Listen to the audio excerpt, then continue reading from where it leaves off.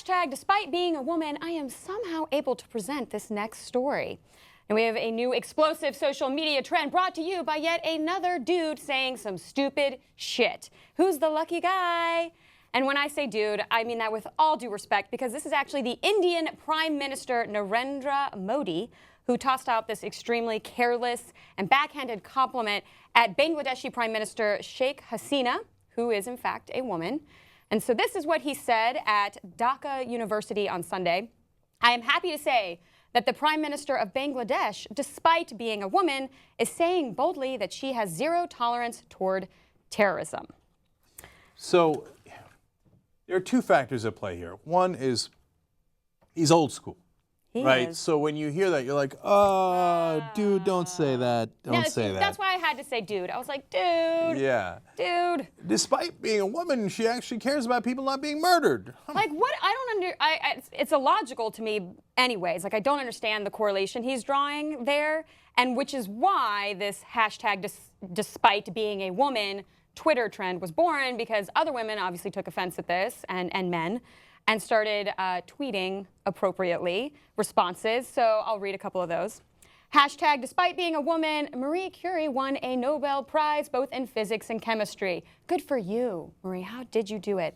And this is the second tweet. So Sangi, hashtag Duffer Modi, and apparently Duffer means just like stupid dude, thinks Benazir Bhutto, Sheikh Hasina, Indira Gandhi, Margaret Thatcher, or Hillary Clinton made it. Hashtag, despite being a woman. So there's just a long list of incomparable, accomplished women.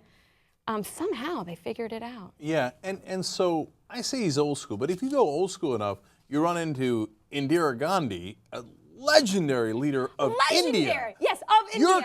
Your country, right? One of the, but far before so many other first world countries had women leaders. I mean, we're still waiting here in the States, and somehow it's 2015 and the Prime Minister of India is saying this? Yeah, and look, India deserves a lot of credit for having strong female leaders throughout history, but this guy's undoing it a little bit.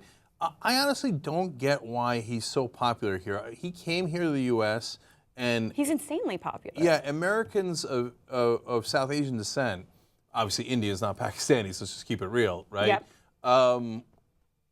Went bananas. I mean, he sold out places. They were so proud, but he has a really questionable past in Gujarat. He's one of those guys like, no, my people, not your people, right? And I don't mean that in terms of Indians. I mean Hindu, not Muslim. Okay, drill it down. Yeah, and he's a nationalist in ways that are uncomfortable. He grabs power in ways that are uncomfortable. He actually reminded me a little bit of Erdogan from Turkey.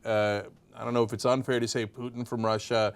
And so, look, I don't know he has like a twinge of despot, like a twinge. I don't know about despot, but like, let me go ahead and take that power and put it in my back pocket, and then we'll see what we do with it. Sure. And so, I don't get it. And now, look, I'm sure I'll be accused by his supporters of, oh, you don't know the intricacies of Indian politics. Right. Yes, I do know what I read about him and his background, and it made me uncomfortable. And now when you see a comment like this, you go, well, that sounds like more of what I knew about the guy at this late stage in 2015.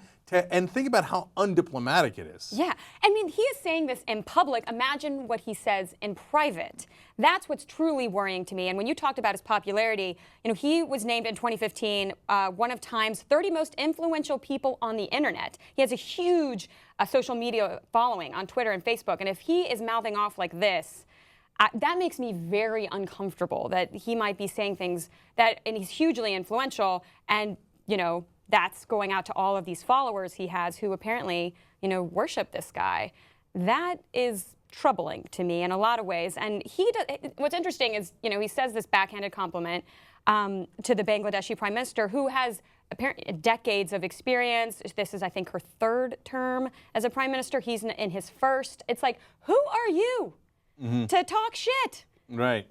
And if you're wondering, well, Hindu versus Muslim, what does that mean? First of all, you have to understand that even though Muslims are a significant minority in India, there is a ton of them. Over 100 million Muslims live in India. India, I believe, is the third largest Muslim country, even though Muslims are a minority there. Because it's just so huge. That's right.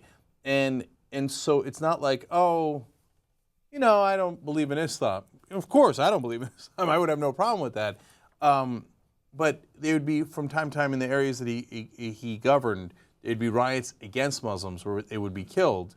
And then he would say, well, what can you do? Things happen. And that's not what you want the leader of the area to say. That is not inspiring. That's disturbing. Right. And so I'm not buying Modi. I don't know why in the world he's popular. Look, I get that in India, he's popular perhaps because of those reasons, not in spite of those reasons. I'm not unaware of how nationalistic politics works, right? I don't get why he's popular among Indian Americans who should know better.